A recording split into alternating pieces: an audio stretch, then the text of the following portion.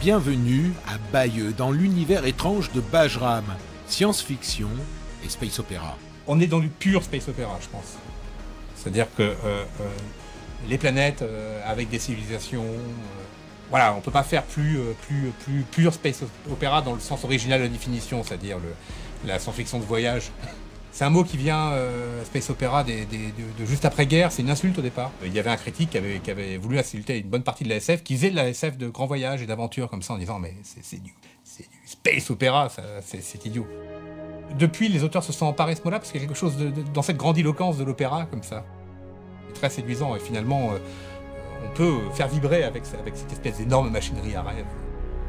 La vibration stellaire, probablement la meilleure définition du space opéra, qui suit une longue lignée partant de Tintin sur la Lune à Exo, en passant par l'Incal ou Le Vagabond des Limbes, BD mythique dessinée par Julio Ribera, qui nous a quittés le week-end dernier. Comment ne pas évoquer également Jiménez et Jodorowsky et leur caste des métabarons, ou Retour sur Aldébaran, ou la sélection officielle du Festival d'Angoulême 2017, Shangri-La. L'aventure, elle peut être aussi dans l'apesanteur, elle peut être aussi dans l'invention des engins, dans l'invention des planètes. D'ailleurs, ça se voit dans la guerre des étoiles. Dans la guerre des étoiles, tu arrives dans un bar, et le bar est constitué de tas d'extraterrestres qui viennent d'endroits différents. Et d'ailleurs, très inspiré des bars de Mézières dans Valérian. Car que serait le space opéra sans ce héros français, aujourd'hui superstar, Valérian et Laureline, car dès la première case de la première page du premier tome, La Cité des eaux mouvantes, Laureline fait son apparition, une grande nouveauté en 1972. Les nanas n'existaient pas dans la bande dessinée. C'est incroyable, mais c'est vrai. Les filles n'avaient pas leur place dans la bande dessinée, qui était un marché de garçons. Alors évidemment, il y a Bécassine, je vous souhaite mes meilleurs vœux de bonheur pour de longues années avec Bécassine. Le space opéra permet tout, c'est un regard exalté, amplifié de notre société, car dans ces mondes inventés, tout est possible.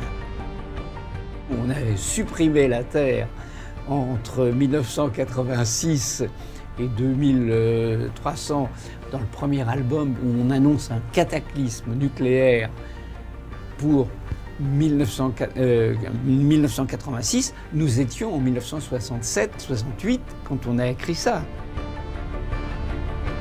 Pour un dessinateur, ça donne des possibilités d'inventer des costumes, d'inventer des scaphandres. On ne peut pas inventer autre chose que ce qu'on connaît. On va simplement l'exalter, on va créer une végétation, ou pas de végétation, ou une planète de montagne, ou de glaciers.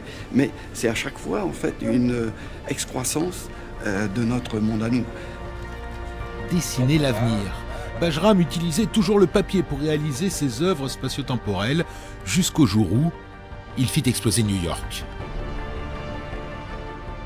Pendant le 11 septembre, j'étais en train de dessiner le tome 4 d'Universal War 1, la scène de destruction de New York, qui est l'ouverture de la scène de destruction complète de la Terre. Donc ça fait un drôle d'effet d'être en train de montrer des immeubles qui s'effondrent le 11 septembre même, quoi. Est-ce que le fait que je montre des choses qui peuvent donner des très mauvaises idées à des Hitler ou à des Ben Laden de demain vaut le coup par rapport au message que je porte, qui lui est un message au contraire pour que l'humanité s'éloigne le plus possible de c'est fou, quoi. Quand la fiction rejoint la réalité, quand les éléments dansent dans les profondeurs stellaires, quand la nature de l'espace et du temps réécrit une mélodie improbable sur des accords psychédéliques, on est au cœur du space opéra.